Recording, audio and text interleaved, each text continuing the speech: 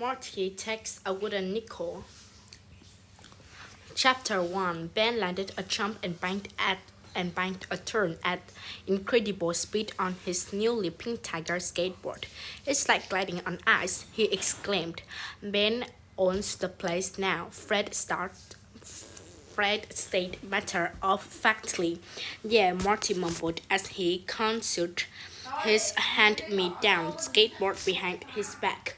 That night at dinner, Morty summoned the courage to talk to his parents about his beat up skateboard.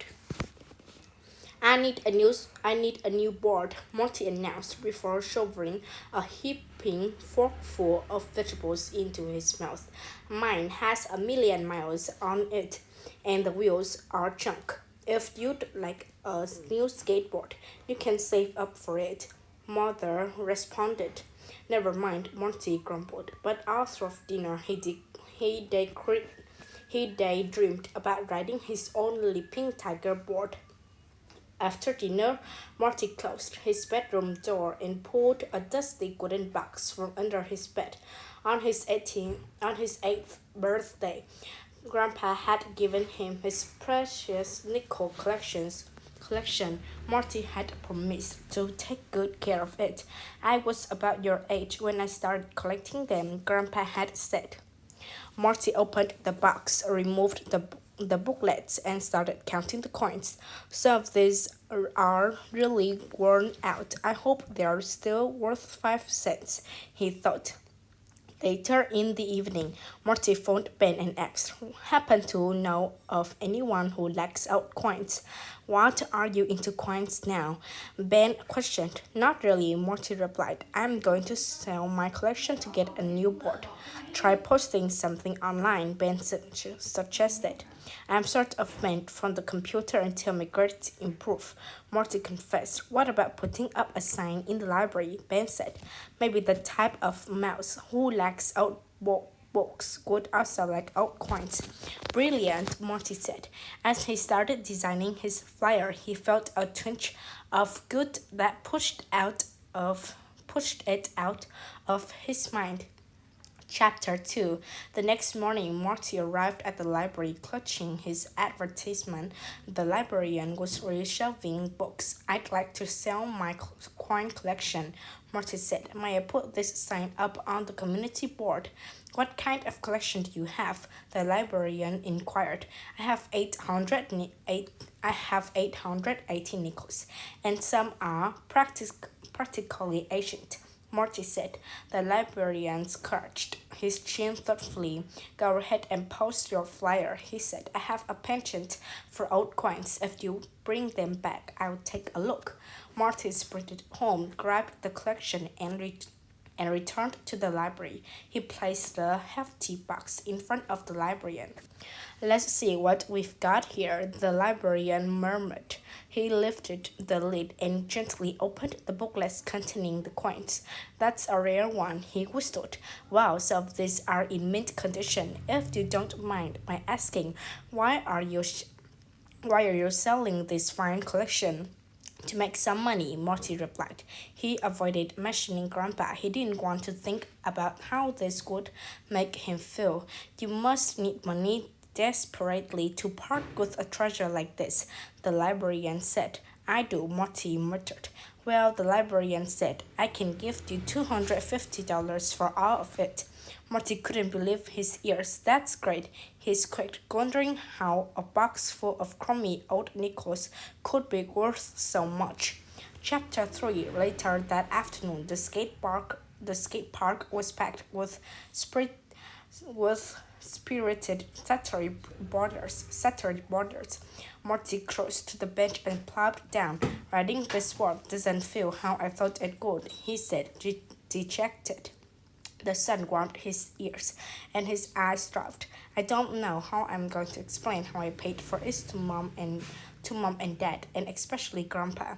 Honk honk. Marty turned to see Grandpa's car.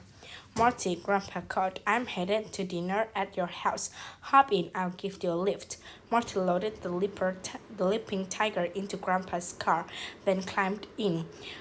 Grandpa whistled through his teeth. Your board's a beauty, he said. That must have cost A pretty penny. No pennies, just old nickels, Morty thought. Chapter 4. Morty hid his board in the garage and washed his paws for dinner. Hopefully Grandpa won't bring up the leaping tiger, he worried. As Mother was serving cheddar chowder, Grandpa turned to Morty. Let's take a look at the nickel collection after, he suggested. I brought a new addition. Morty felt the color rise in his cheeks. He couldn't come up with any excuse. After sitting in painful silence, a lump forming in his throat, Morty came clean. Actually, Grandpa, I don't have the collection anymore, he admitted in a soft voice. The Wolf family paused. Morty waited, his eyes shifting from his plate to Grandpa. After what felt like ages, Grandpa gently put his paw on Morty's shoulder. I know you don't, he said. Morty looked at Grandpa in surprise. What? How did you? Morty started.